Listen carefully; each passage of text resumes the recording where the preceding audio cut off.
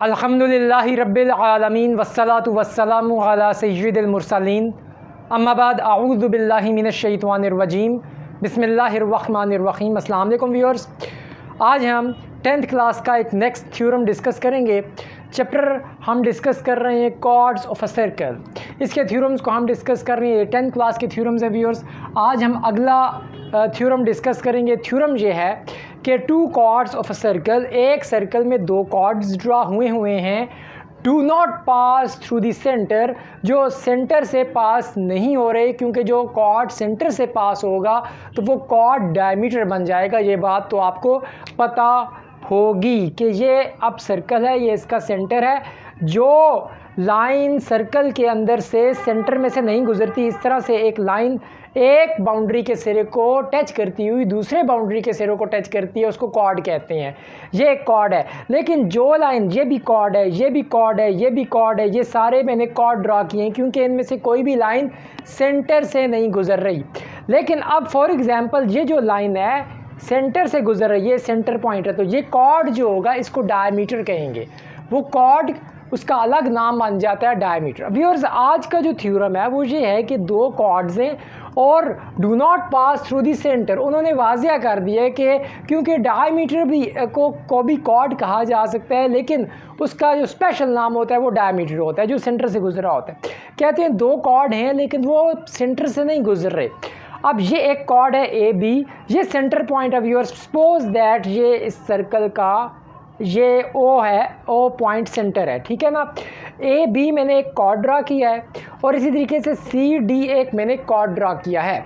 Viewers, थोड़ी सी आपने इधर कंसंट्रेशन देनी है, आपको यकीनन ये थ्योरम समझ आ जाएगा। नहायत ईजी थ्योरम है।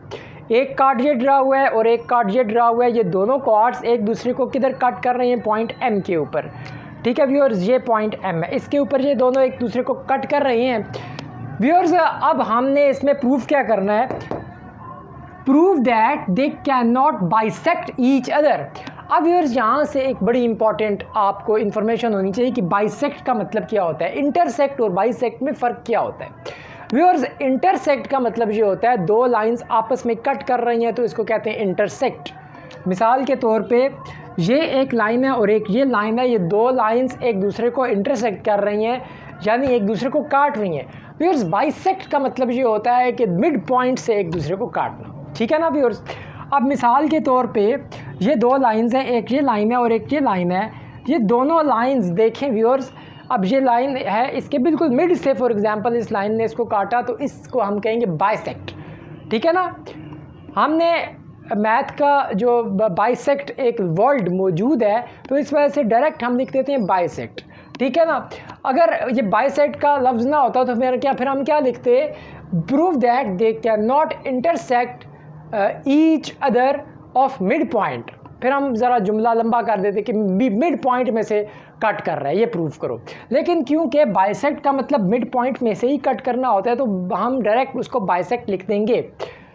दो कॉर्ड्स हैं व्यूअर सर्कल के अंदर, do not pass through the centre, centre से नहीं गुजर रहे। ए बी एक कॉर्ड है, सी डी एक कॉर्ड है। प्रूव करना है दे कैन नॉट बाइसेक्ट।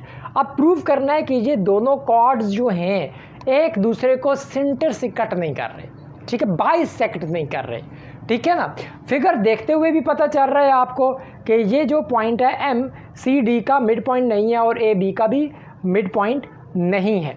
लेकिन इसको प्रूव करना है व्यूअर्स। हर थ्योरम में मैं एक चीज़ आपको बताता हूँ, इसमें भी मैं आपको बता देता हूँ कि पेपर में ये स्टेटमेंट लिखी हुई आती है, तस्वीर और फिगर आपने ख़ुद बनानी होती है। तस्वीर फिगर आपने सही बना दी तो आगे थ्योरम ऑटोमेटिकली आपका सही होने के चांसेस ज़्यादा हो जाते हैं। फिगर गलत हो गई तो आगे थ्योरम गलत। लेबलिंग आप अपनी मर्ज़ी की कर सकते हैं व्यूअर्स। इसको मैंने ए का नाम दे दिया, बी का नाम दे दिया, सी का नाम दे दिया, डी का नाम दे दिया, सेंटर को ओ का नाम दे दिया। और व्यूअर्स, यहाँ से अब हमने इस थ्योरम को स्टार्ट करना शुरू करना है।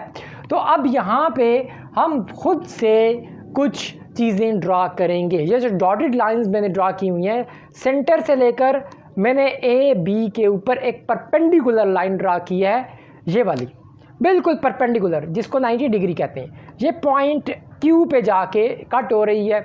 इसी तरीके से सी डी के ऊपर परपेंडिकुलर लाइन ड्रा की है ओ पी, ये वाली ठीक है ना।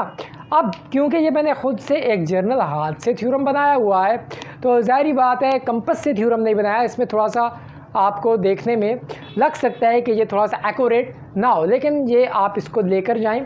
इसी थ्योरम को देखें, सी डी के ऊपर ये जो परपेंडिकुलर लाइन ड्रा हुई पी, अब ये बिल्कुल इसके सी डी के ऊपर परपेंडिकुलर लाइन ड्रा हुई है, इट मीन्स कि ये इसको बाइसेक्ट कर रही है।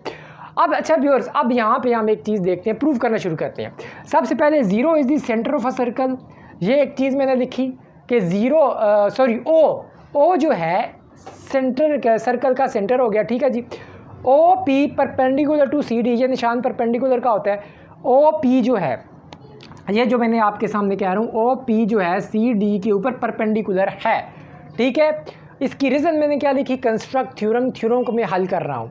आगे मैंने लिखा C P is equal to D P, ये जो सी पी है यहाँ से लेकर यहाँ तक जो लाइन है और यहाँ ये बराबर है यहाँ से यहाँ तक, क्योंकि ये जो जब इसके ऊपर परपेंडिकुलर लाइन ड्रा होगी, ये शायद हमने पीछे वाले थ्योरम में ये डिस्कस किया था कि जब भी परपेंडिकुलर सेंटर से लेकर कॉर्ड के ऊपर, कोई भी कॉर्ड हो, सर्कल का कोई भी कॉर्ड हो, पॉइंट सेंटर से लेकर कॉर्ड के ऊपर जब आप बिल्कुल परपेंडिकुलर ड्रा करते हैं तो वो उसके मिड में जाके कट होती है।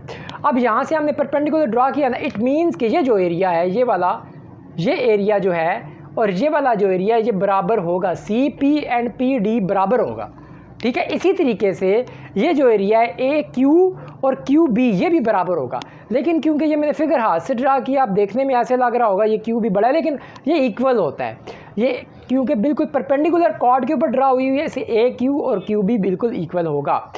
व्यूअर्स, यहाँ पे हमने ये लिखा कि सी पी और डी पी इक्वल हो गया, क्योंकि यहाँ ये परपेंडिकुलर है, इसके ऊपर बिल्कुल परपेंडिकुलर आ रहा है, सी पी और पी डी बिल्कुल इक्वल हो गया। Now point M lies between C and P. अब ज़रा बहुत केयरफुल आप होके देखें कि आप क्या कहा जा रहा है। हमने यहाँ पे लिखा पॉइंट एम जो है lies between C and P, वो सी और पी के दरमियान में है। पी ये डिस्टेंस और ये डिस्टेंस सेम है, जब सेम डिस्टेंस होता है इट मीन्स कि P उसका मिड पॉइंट है। लेकिन आगे मैं लिख रहा हूँ पॉइंट M, ये देखें M जो है C और P के दरमियान में है ना, M lies between C and P, therefore M is not mid point of CD, लिहाजा M जो है C और D का मिड पॉइंट नहीं है, क्योंकि CP और PD इक्वल था और P और C के दरमियान में M मौजूद है, लिहाजा M उसका मिड पॉइंट नहीं है।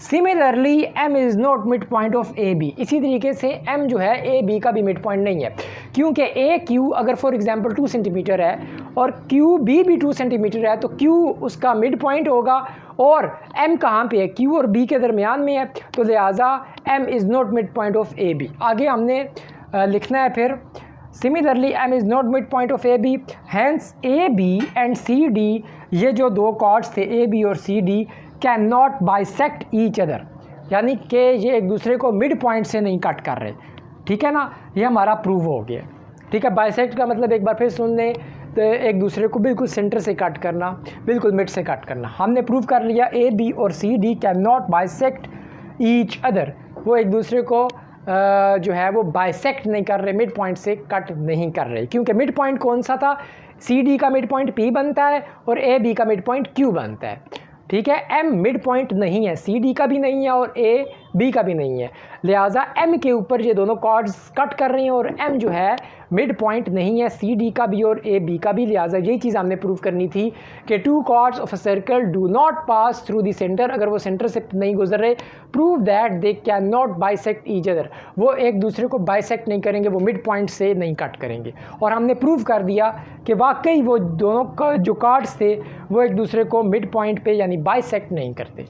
व्यूअर्स, उम्मीद है ये थ्योरम आपको समझ आ गया होगा, तो नेक्स्ट टाइम इंशाल्लाह हम किसी और टॉपिक या किसी और थ्योरम के साथ आएंगे। Thanks for watching of this video. खुदा हाफिज़।